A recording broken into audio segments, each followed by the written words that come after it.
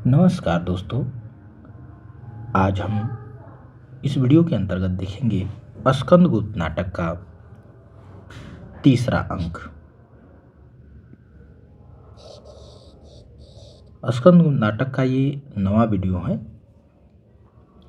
यहाँ से हम इस नाटक का तृतीय अंक स्टार्ट करते हैं। दृश्य है शिप्रा तट का, शिप्रा नदी के तट का दृश्य है।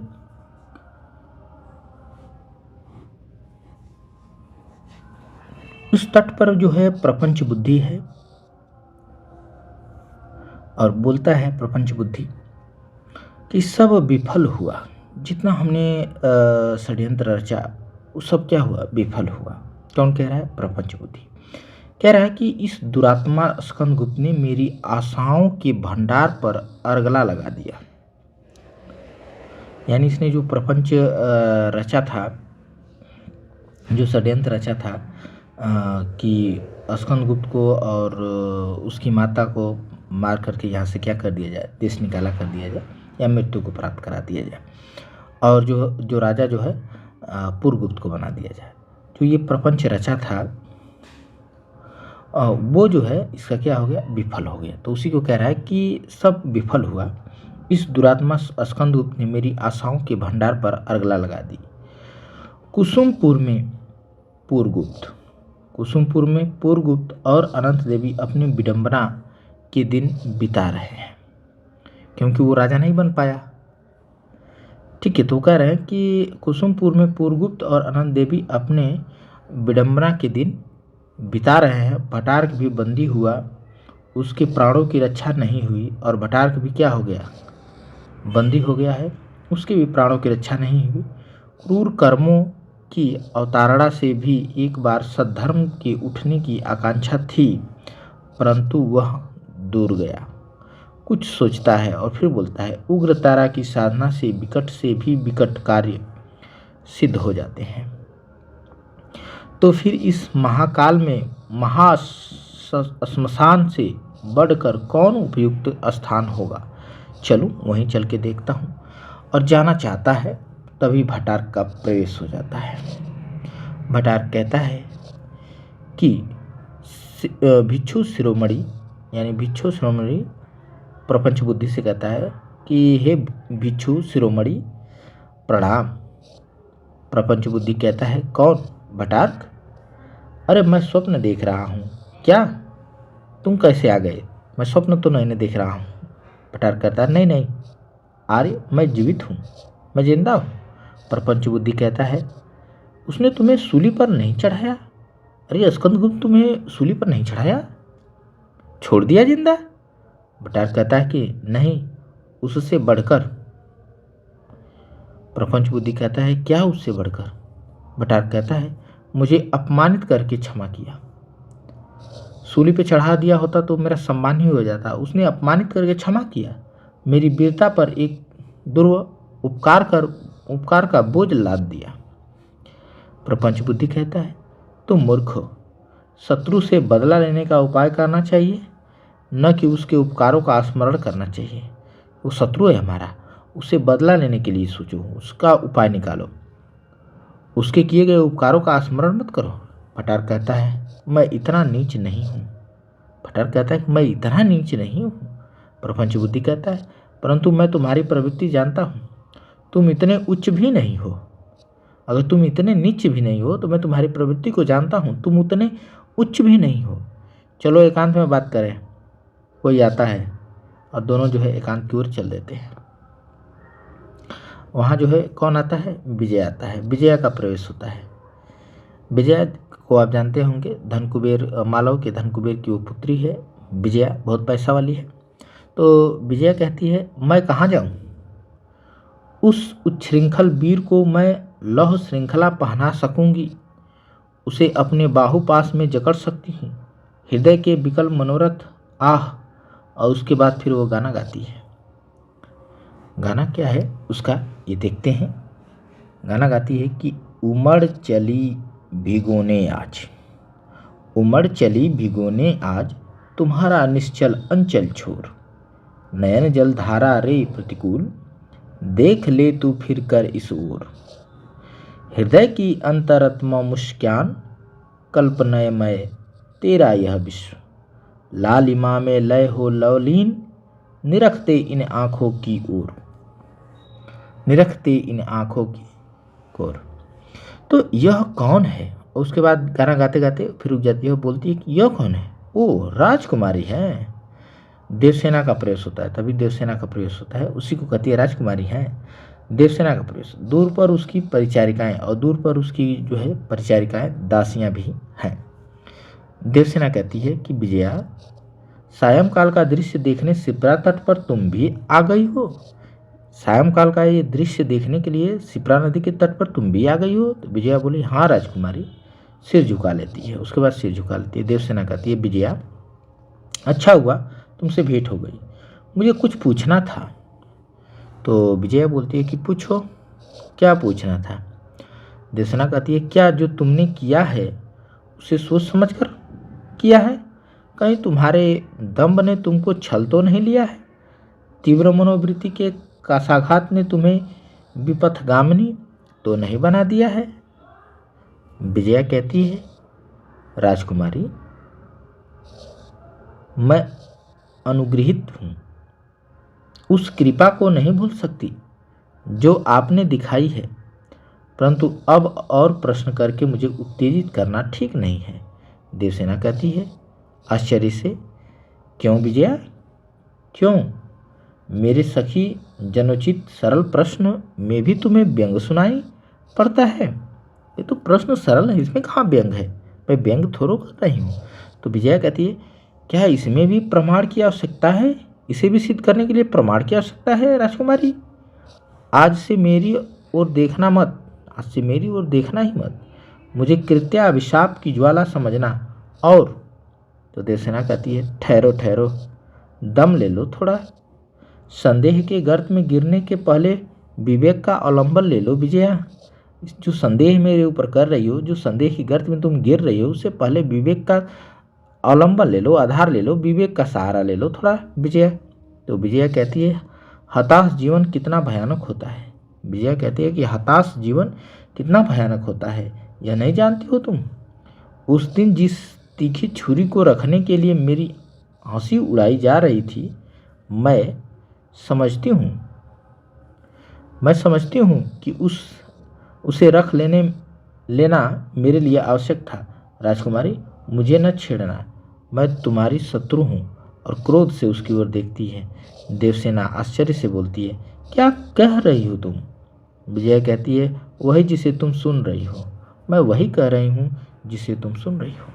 तो देवसेना कहती है वह तो जैसे उन्मत्त का प्रलाप था, अकस्मात स्वप्न देखकर जग जाने वाले प्राणी की कुतूहल गाथा थी।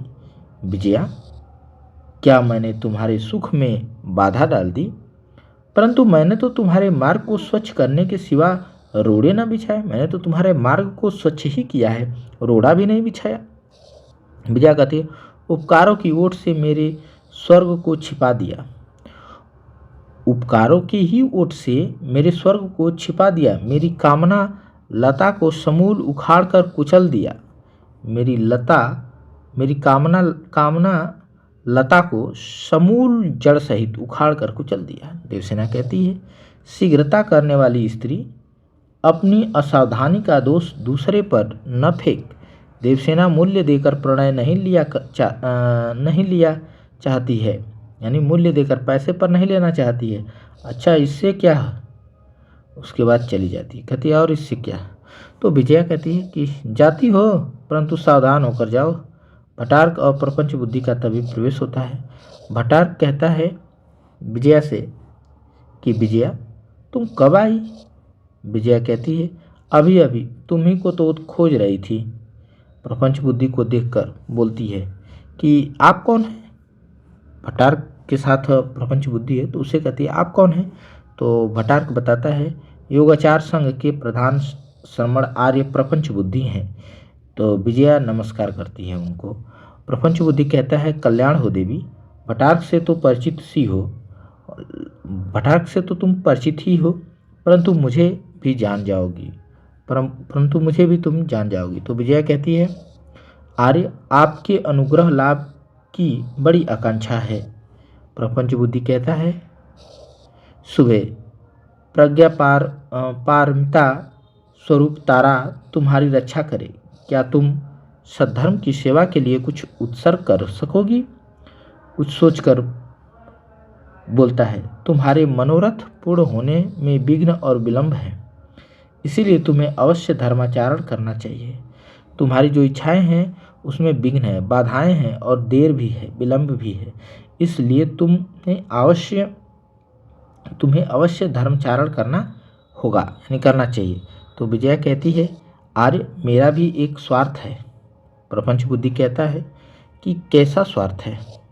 विजया कहती है, राजकुमारी देवसेना का अंत। मैं चाहती हूँ कि राजकुमारी देवसेना का अंत कर दिया जाए। तो प्रपंच बुद्धि कहता है, और मुझे उग्रतारा की साधना के लिए महाश्मशान में एक राजबलि चाहिए। मुझे एक बलि भी देना है और तुम्हें देवसेना का अंत भी चाहिए। तो भट्टारक कहता है, यह तो अच्छा सुयोग है, तब तो अच्छा सुयोग है। विजया बोलती है, उसे श्मशान तक ले आना तो मेरा काम है। विजया कहती है कि उसे श्मशान तक ले आना मेरा काम है, आगे मैं कुछ न कर सकूंगी, उसके बाद मैं कुछ नहीं कर सकती हूँ। तो प्रपंच बुद्धि कहता है, सब हो जाएगा, उग्रतारा की कृपा से सब कुछ सुसंपन्न हो जाएगा। तो भट्टारक कहता है, परंतु मैं कृतज्ञता से कलंकित हो जाऊँगा, किंतु मैं कृतज्ञता से मैं कलंकित हो जाऊँगा, और स्कंदगुप्त से मैं किस मुंह से? नहीं, मुझसे नहीं होगा। भट्टारक कहता है कि नहीं, मुझसे नहीं होगा, मैं उससे कैसे, स्कंदगुप्त से कैसे अपना चेहरा मिला पाऊंगा?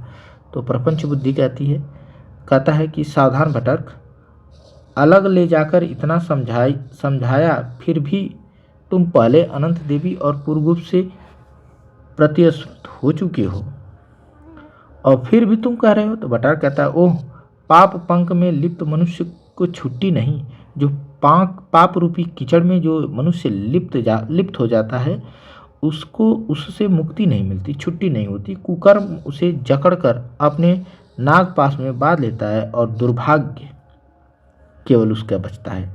तो मातृगुप्त कहता है, निकलकर भयानक कुचक्र, एक निर्मल कुसुम कली को कुचलने के लिए इतनी बड़ी प्रताड़ना की चक्की।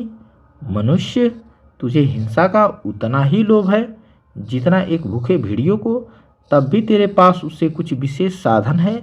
छल कपट, विश्वासघात, कृतज्ञता और पहने अस्त्र, इनसे भी बढ़कर प्राण लेने की कला कुशलता देखा जाएगा। भट्टारक, तुम जाते कहाँ हो? और चला जाता है। यहाँ जो है मातृगुप्त निकल आता है और निकल करके बोलता है कि तुम लोग एक स्त्री को मारने के लिए इतना छल कपट कर रहे हो, तुम मनुष्य हो, जानवर हो। आगे देखते हैं, आगे जो है शमशान का दृश्य है। अगला जो दृश्य है एक शमशान का दृश्य है। साधक रूप में प्रपंच बुद्धि वहाँ पर मौजूद है और दूर से स्कंदगुप्त टहलता हुआ आता है। स्कंदगुप्त कहता है, इस साम्राज्य का बोझ किसके लिए है? हृदय में अशांति, राज्य में अशांति, परिवार में अशांति, तो फिर ये साम्राज्य किसके लिए है? केवल मेरे अस्तित्व से मालूम होता है कि सब की विश्वभर की शांति रजनी में मैं ही धूमकेतु हूँ।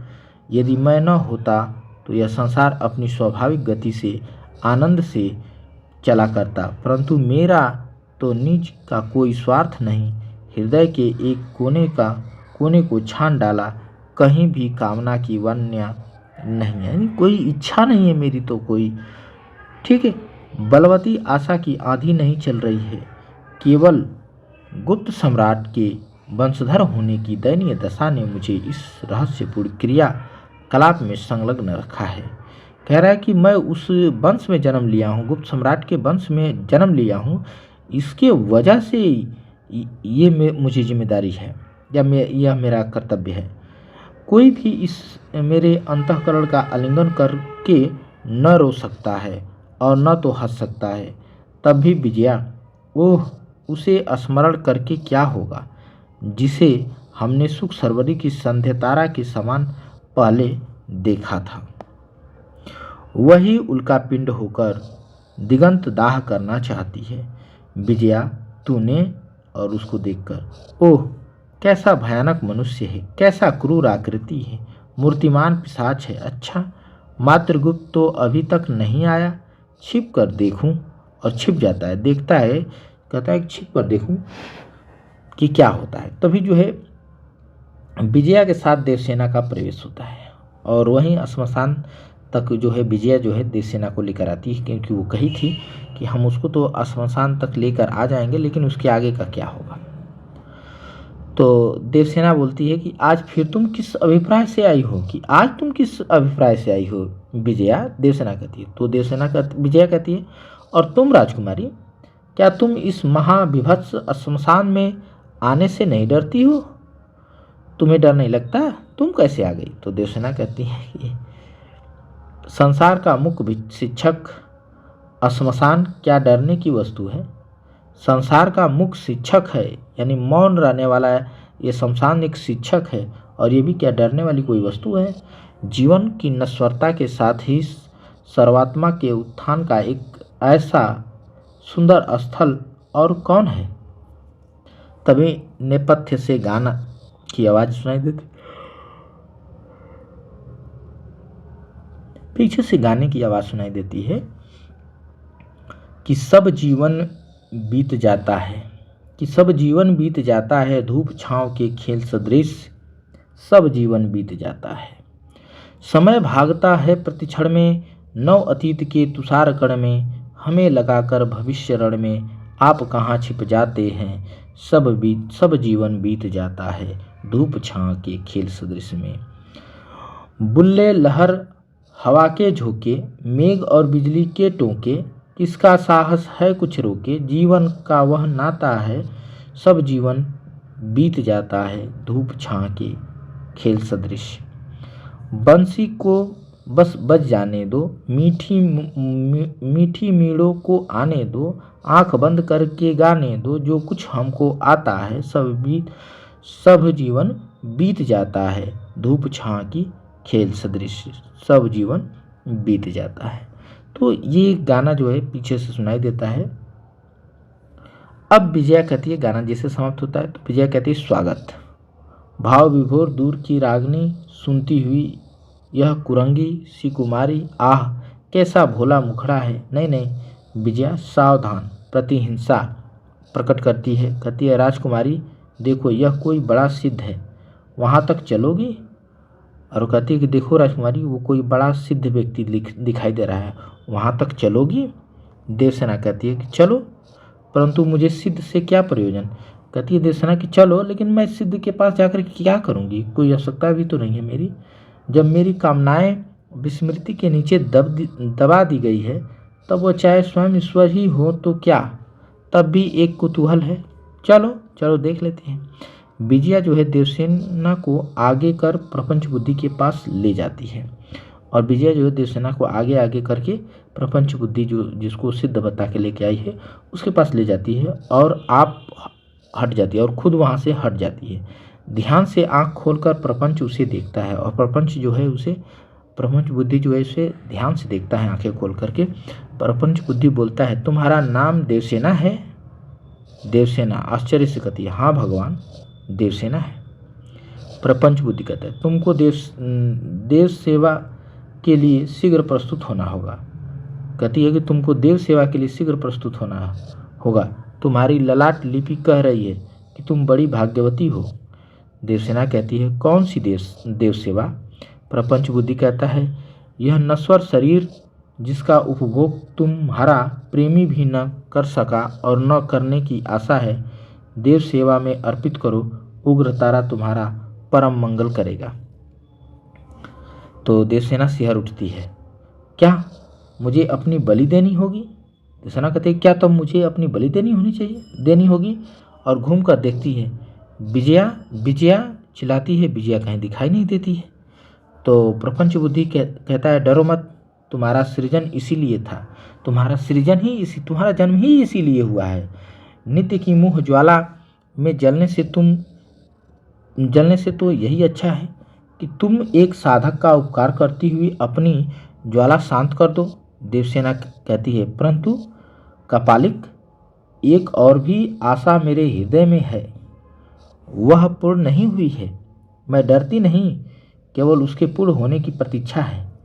एक एक आशा है मेरे हृदय में, वो अभी तक पूरा नहीं हुई, उसके पूर्ण होने की मेरी प्रतीक्षा है।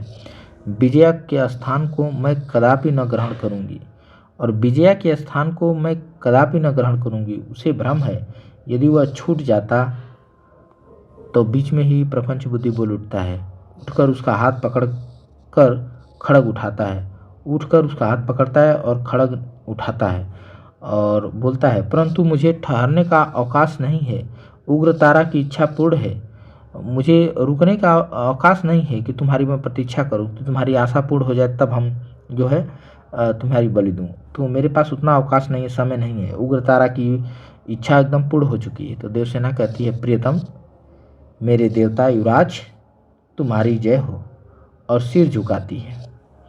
पीछे से मातृगुप्त आकर प्रपंच का हाथ पकड़कर नेपथ्य में ले जाता है। पीछे से जो है मातृगुप्त आ जाता है और प्रपंच बुद्धि का हाथ पकड़ लेता है और नेपथ्य की ओर लेके चला जाता है। देवसेना चकित होकर स्कंद का आलिंगन करती है और देवसेना जो है चकित हो जाती है और स्कंद को गले लगा लेती है, आलिंगन करती है। अब दृश्य फिर बदलता है, यानी यहाँ जो है देवसेना को मारने की जो साजिश रची गई थी वो पूर्ण नहीं हो पाती है। अब देखते हैं मगध में अनंता देवी। मगध राज्य का दृश्य दिखा रहा है, जहाँ पर इस दृश्य में अनंता देवी दिखाई दे रही है और उसका पुत्र पुरगुप्त दिखाई दे रहा है, और ये विजया दिखाई दे रही है और भटार्क है। तो पुरगुप्त कहता है कि विजय पर विजय देखता हूँ कि एक बार वक्षु तट पर गुप्त साम्राज्य की पताका फिर फहराएगी। गरुड़ ध्वज वंशु के रेतीले मैदान में अपनी स्वर्ण प्रभा का विस्तार करेगा। अनंत देवी बोलती है, परंतु तुमको क्या, निर्वीर्य निरीह बालक, तुम्हें भी इसकी प्रसन्नता है? लज्जा के गर्त में डूब ही जाते और भी छाती फूलकर इसका आनंद मनाते हो। विजया कहती, आहा, यदि आज राजाधिराज कहकर युवराज पुरगुप्त का अभिनंदन कर सकती तो। भटार्क कहता है, यदि मैं जीता रहा तो वह भी कर दिखाऊंगा। और द्वारिका का प्रवेश होता है, तभी द्वारिका का प्रवेश होता है। द्वारिक कहता है, जय हो, एक चर आया है। भटार्क कहता है, ले आओ, कौन आया? द्वारिक जाकर जो है चर को लेकर के आता है। चर बोलता है, युवराज की जय हो। तब भटार्क बोलता है, तुम कहाँ से आए हो? चर बोलता है कि मैं नगरहार के हुड़ स्कंधावार से आया हूँ। तो भटार्क कहता है, क्या संदेश लाए हो? चर कहता है, सेनापति खिंगिल ने पूछा है कि मगध की गुप्त परिषद क्या कर रही है। सेनापति खिंगल ने पूछा है कि मगध की गुप्त परिषद क्या कर रही है। उसने प्रचुर अर्थ लेकर भी मुझे ठीक समय पर धोखा दिया, परंतु स्मरण रहे कि अब की हमारा अभियान सीधे कुसुमपुर पर होगा। स्कंदगुप्त का साम्राज्य ध्वंस पीछे होगा, बाद में होगा, पहले वहीं होगा। कुसुमपुर पर ही हमारा क्या होगा, आक्रमण होगा। पहले कुसुमपुर की मणि रत्न भंडार लूटा जाएगा। प्रतिष्ठान और चरणाद्रि और गोपाद्रि की दुर्गपतियों को जो धन विद्रोह करने के लिए परिषद की आज्ञा से भेजा था, उसका क्या फल हुआ? अंतर्वेद के विषयपति की कुटिल दृष्टि ने उसे रहस्य का उद्घाटन करके वह धन भी आत्मसात कर लिया, और सहायता के बदले हम लोग प्रवंचित हुए, जिससे हिड़ों को सिंधु का भी तट छोड़ देना पड़ा, यानी छोड़कर जाना पड़ा। भटार्क कहता है, ओह, सर्वनाग ने बड़ी सावधानी से काम लिया है। आचार्य प्रपंच बुद्धि का निधन होने से यह सब दुर्घटना हुई है। कहता है कि आचार्य प्रपंच बुद्धि का निधन होने से यह सब दुर्घटना हुई है। दूत हुड़राज से कहना कि पुरगुप्त का साम्राज्य बनने में तुम्हें अवश्य सहायता करनी पड़ेगी। भटार्क कहता है कि ओह, ये सर्वनाग बड़ी सावधानी से काम लिया है। आचार्य प्रपंच बुद्धि का निधन होने से ही यह सब दुर्घटना हुई। अगर वो जिंदा रहते तो नहीं, अर्थात प्रपंच बुद्धि को भी मार दिया गया है। दूत हुड़राज से कहना कि पुरगुप्त को सम्राट बनाने में तुम्हें अवश्य सहायता करनी पड़ेगी। तो चर कहता है परंतु उन्हें विश्वास कैसे हो? भट्टारक कहता है मैं प्रमाण पत्र दूंगा। हुणों को एक बार ही भयभीत भारतीय सीमा से दूर करने के लिए स्कंदगुप्त ने समस्त सामंतों को आमंत्रण दिया है। मगध की रक्षा सेना भी उसमें सम्मिलित होगी और मैं ही उसका परिचालन करूंगा। वही इसका प्रत्यक्ष प्रमाण मिलेगा और यह लो प्रमाण पत्र लिख कर देता है। पुरगुप्त कहता है ठहरो। तो अनंता देवी कहती है कि तुम चुप रहो। दूत कहता है तो यह उपहार भी सामग्री के लिए प्रस्तुत है। रत्नों से भरी हुई मंजूषा दे देता है उसको दूत। तो भट्टारक कहता है और उत्तरापथ के समस्त धर्म संघों के लिए क्या किया गया है? दूत कहता है आर्य महाश्रमण के पास मैं हो आया हूँ। समस्त सद्धर्म की अनुयायी और संघ स्कंदगुप्त के विरुद्ध हैं, उसके विरोध में सब लोग हैं। याज्ञिक क्रियाओं की प्रचुरता से उनका हृदय धर्मनाश के भय से घबरा उठा है। सब विद्रोह करने के लिए उत्सुक हैं और सब जो है विद्रोह करना चाहते हैं। तो भट्टारक कहता है अच्छा जाओ, नगरहार के गिरिब्रज का युद्ध इसका निपटारा करेगा। हुड़राज से कहना कि सावधान रहे, शीघ्र वहीं मिलूंगा। और दूत प्रणाम करके फिर चला जाता है। पुरगुप्त कहता है यह क्या हो रहा है? पुरगुप्त कहता है यह क्या हो रहा है? तो अनंत देवी कहती है तुम्हारे सिंहासन पर बैठने की प्रस्तावना और सैनिक का प्रवेश। अनंता देवी कहती है कि ये सब जो भी कुछ हो रहा है तुम्हें सिंहासन पर बैठाने की ही तरकीब चल रही है। तो तभी जो है सैनिक का प्रवेश होता है। सैनिक कहता है महादेवी की जय हो। भट्टारक कहता है क्या है? तो सैनिक बोलता है कुसुमपुर की सेना जालंधर से भी आगे बढ़ चुकी है और साम्राज्य के स्कंदवार में शीघ्र ही उसके पहुंच जाने की संभावना है। तो पुरगुप्त कहता है कि विजया बहुत विलंब हुआ। एक पात्र अनंत देवी संकेत करती है, विजया उसे पिलाती है और विजया उसे क्या कर देती है? पिला देती है पुरगुप्त को। यानी कि पुरगुप्त को कुछ पीना है तो वो कह रहा है कि विजया बहुत विलंब हुआ एक पात्र। तभी जो है अनंत देवी जो है संकेत कर देती है विजया से कि मतलब इसको दो, पिला दो। तो उसे कुछ विजया उसे पिलाती है। भट्टारक कहता अरे अश्वों की व्यवस्था ठीक है ना? अश्वों की व्यवस्था ठीक है ना? मैं उसके पहले पहुंचूंगा। सैनिक कहता है परंतु महाबलाधिकृत। तो भट्टारक कहता है कि क्या? कहो। सैनिक कहता है यह राष्ट्र का आपत्तिकाल है। युद्ध की योजनाओं के बदले हम कुसुमपुर में अपानकों का समारोह देख रहे हैं। राजधानी विलासिता का केंद्र बन रही है और यहाँ के मनुष्य के लिए विलास के उपकरण बिखरे रहने पर भी अपर्याप्त हैं। नए नए साधन और नवीन कल्पनाओं से भी इस विलासिता राक्षसी का पेट भर रहा है। भला मगध के विलासी सैनिक क्या करेंगे? तो भट्टारक कहता है अबोध हो तुम। जो विलासी न होगा वह भी क्या वीर हो सकता है? तुम्हें इतना भी नहीं पता? जो विलासी होगा वही तो वीर होगा। जिस जाति में जीवन न होगा वह विलास क्या करेगी? जागृत राष्ट्र में ही विलास और कलाओं का आदर होता है। वीर एक कान से तलवार की और दूसरे से नुपुर की झंकार सुनते हैं। जो वीर होते हैं एक कान से तलवार की झंकार सुनते हैं तो एक दूसरे कान से जो है नुपुर की झंकार सुनते हैं।